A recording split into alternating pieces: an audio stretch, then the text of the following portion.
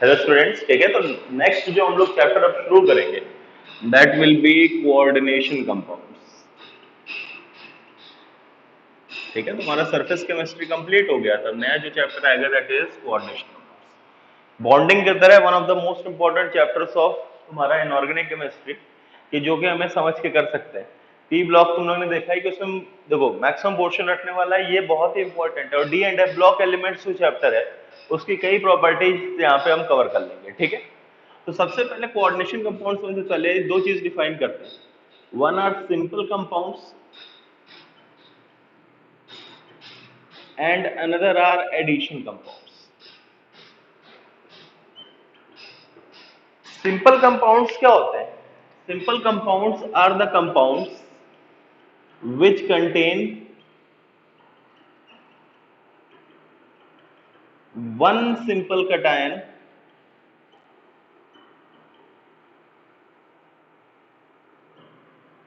and one single anion or one single molecule। ठीक है, जैसे तुम्हारा NaCl हो गया। NaCl में अगर तुम देखोगे तो इस केस में एक सिंपल कटायन है और एक सिंपल अनायन। ठीक है, सिर्फ एक ही टाइप का कटायन आएगा या फिर एक ही टाइप का अनायन आएगा। सिमिलरली तुमने जैसे NH3 मान लिया, NH3 में सिर्फ एक मॉलिक्यूल। NH4OH मान लिया, NH4OH में तुम्हारा एक कटायन और एक अनायन। तो सिर्फ एक ही टाइप का कटायन या एक ही टाइप का अनायन या फिर सिर्फ एक मॉलिक्यूल प्रेजेंट रहे तो उस टाइप के कंपाउंड्स को हम लोग क्या बोलेंगे? Simple compounds. अब मेन आता है जो अब आता है एडिशन। एडिशन कंपाउंड्स क्या है? These are the compounds formed from addition of two or more than two simple compounds। जैसे एग्जांपल लिया कि मैंने क्या लिया, K2SO4 लिया प्लस Al2SO4 होल थ्राइस लिया प्लस H2O लिया और इनको मिला के क्या बना दिया? K2SO4 dot Al2SO4 whole thrice dot 24H2O। इसमें देखो तुम्हारा एक सिंपल कंपाउंड, ये एक सिंपल कंपाउंड ये और एक सिंपल कंपाउंड ये। तो एक से ज्यादा सिंपल कंपाउंड्स के एडिशन से जो कंपाउंड्स बनते हैं उनको हम लोग क्या बोलते हैं? Addition compounds. ठीक है, एक सिंपल कंपाउंड के अंदर जिसमें सिर्फ एक सिंपल कटायन या फिर एक सिंपल अनायन, उनके दो या दो से ज्यादा सिंपल कंपाउंड्स के एडिशन से जो तुम्हें कंपाउंड्स मिलेंगे that will be addition compounds. ठीक है, अब फर्दर एडिशन कंपाउंड्स को हम लोग दो पार्ट में डिवाइड करते हैं। One are double salts,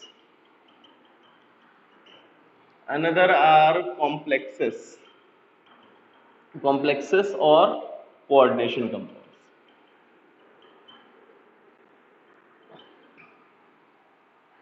double salts क्या होते हैं? जैसे एग्जांपल लिया K2SO4 dot Al2SO4 whole thrice dot 24H2। यहां एग्जांपल लिया तुमने CuNH3 होल 4 SO4।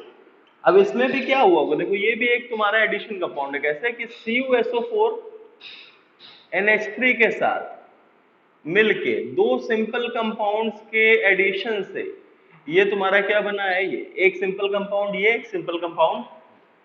क्लियर है कि नहीं? क्लियर है, आया समझ में? ठीक है, तो it is both are types of तुम्हारे एडिशन कंपाउंड्स। ठीक है, अब ध्यान दो, इसमें क्या बोला जाता है कि इसको जब तुमने पानी में डिसॉल्व किया तो एक इसमें टूटेगा, K प्लस देगा, SO4 2 माइनस देगा, Al3 प्लस देगा और SO4 2 माइनस देगा। इसको पानी में जब तुम डिसॉल्व करोगे तो ये कैसे टूटेगा? ये जो पूरा पार्ट लिखा है ये तो अलग से टूट जाएगा, प्लस SO4 2 माइनस। अब तुम क्या करोगे, अगर तुमने पानी के सोल्यूशन में K प्लस के लिए टेस्ट किया, हमें अलग अलग टेस्ट आते हैं, जैसे हमने NH3 का टेस्ट पढ़ा, ऐसे तुम्हारे कटायंस और अनायंस के टेस्ट आते हैं, वो लोग बाद में क्वालिटेटिव एनालिसिस में देखेंगे। तो तुमने K प्लस का टेस्ट किया, टेस्ट फॉर K प्लस, यहां मैं लिख रहा हूं टेस्ट फॉर K प्लस, तो ये क्या आएगा, पॉजिटिव आएगा, मतलब टेस्ट फॉर K प्लस देगा। टेस्ट फॉर तुमने सल्फेट किया, ये भी पॉजिटिव आएगा।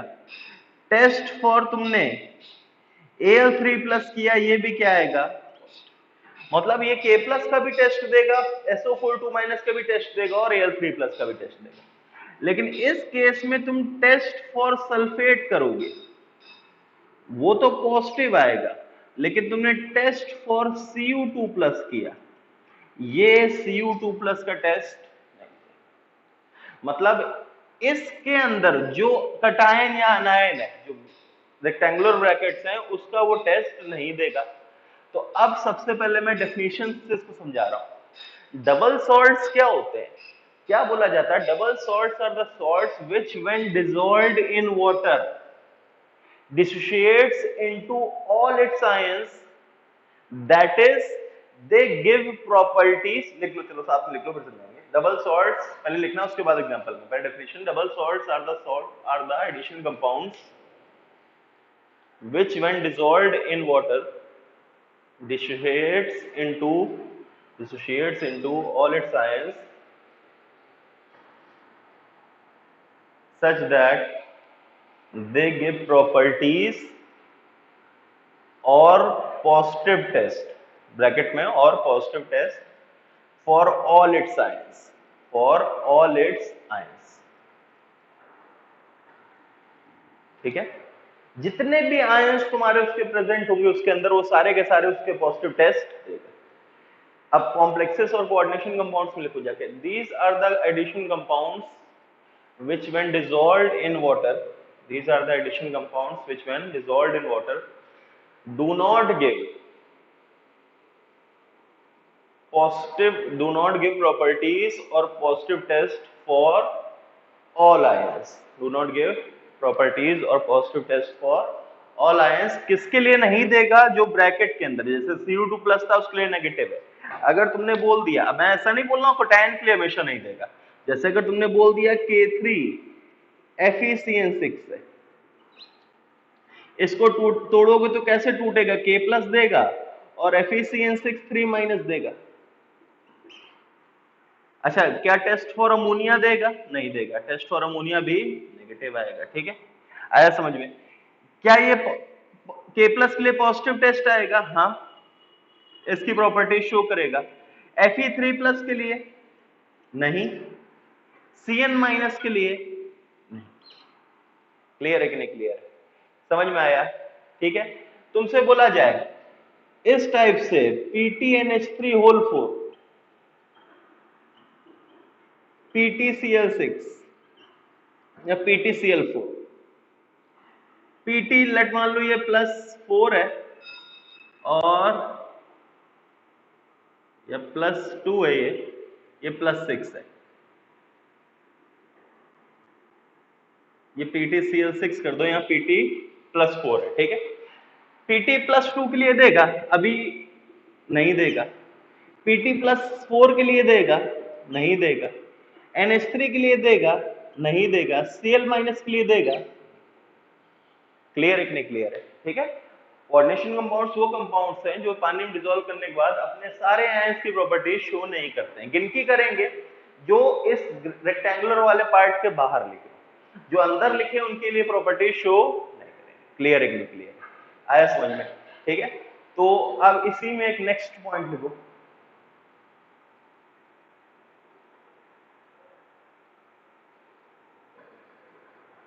क्या बोला जाता है, पॉइंट क्या है,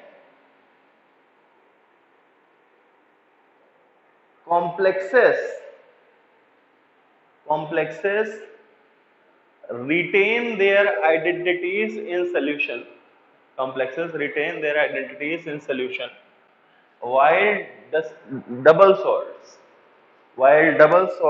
lose their while double salts lose their identity in solution।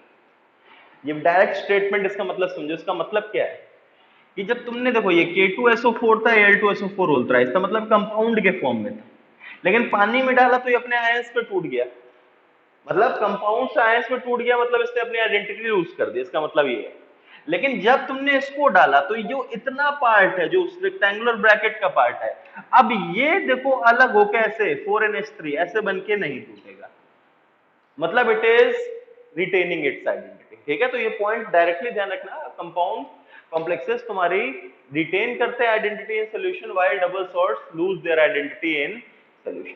Clear है कि नहीं क्लियर है? ठीक है, लिख लो। तो मैं कुछ टर्मिनोलॉजी लिखवा रहा हूं, ये तुम्हें ध्यान होनी चाहिए।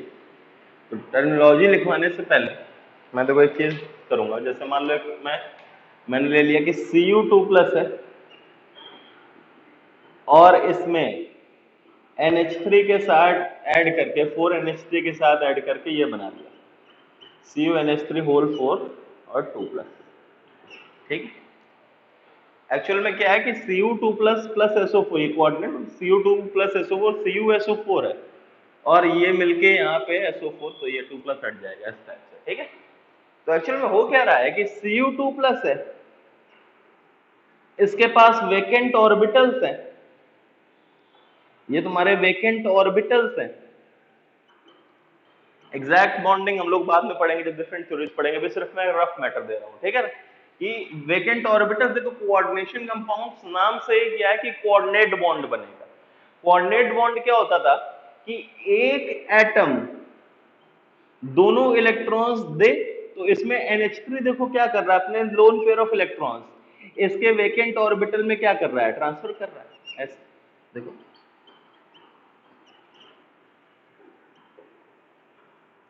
ये तुम्हारा CuNH3 होल 4 जो 2+ था।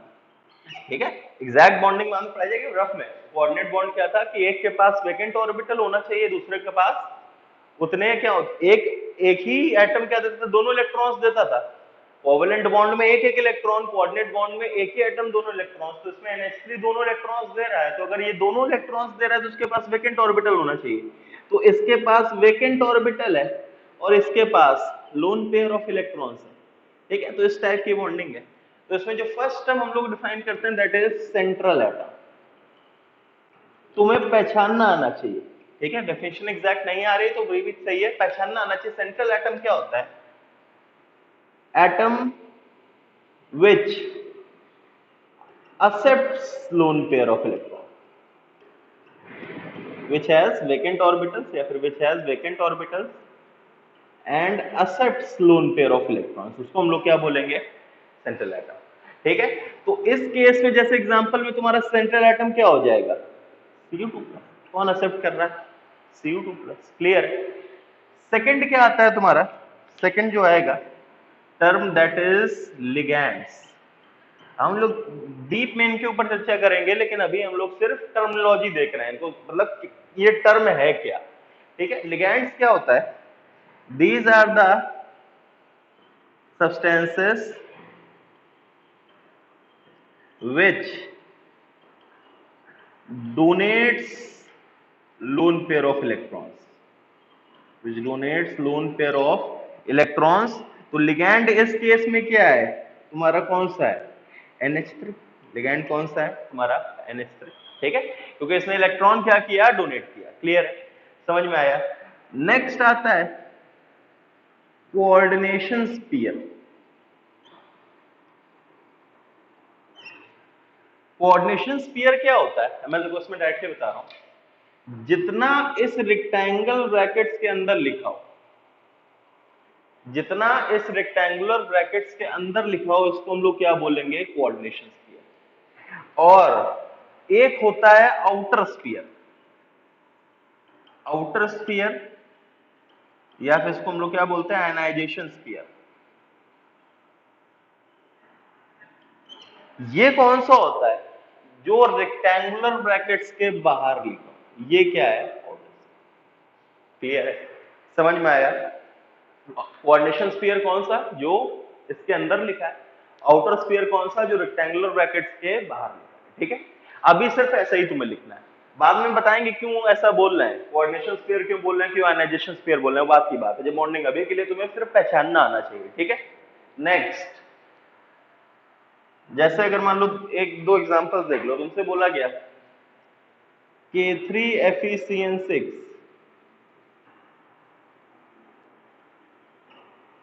और मैं इसको ऐसे बना दे रहा हूं Cn, ये वेकेंट ऑर्बिटल, ये वेकेंट, ये वेकेंट, ये वेकेंट, ये वेकेंट, ये गिरा, ये Cn, ये Cn, ये Cn, ये Cn, ये Cn, ठीक है।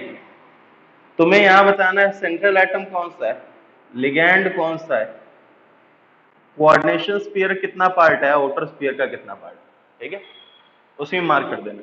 और दूसरा PtNH3 whole twice H2O whole twice Cl2 PtNH3 ऐसे NH3 ऐसे H2O ऐसे और H2O ऐसे, ठीक है। दोनों में एक चीज बतानी, ठीक है। वीडियो पॉज करो, बस ये पहचानो कोऑर्डिनेशन स्फीयर इसमें कौन सा है Fe3 plus central atom, ligand कौन से हैं Cn माइनस, कोऑर्डिनेशन स्फीयर ये वाला पार्ट, आउटर स्फीयर ये वाला पार्ट। क्लियर है कि नहीं क्लियर है?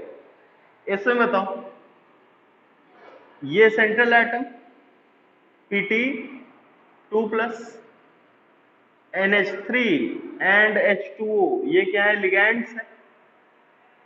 ये तुम्हारा कोऑर्डिनेशन स्फीयर ये क्या है, समझ में आया? क्लियर है कि नहीं क्लियर है? लिख लो।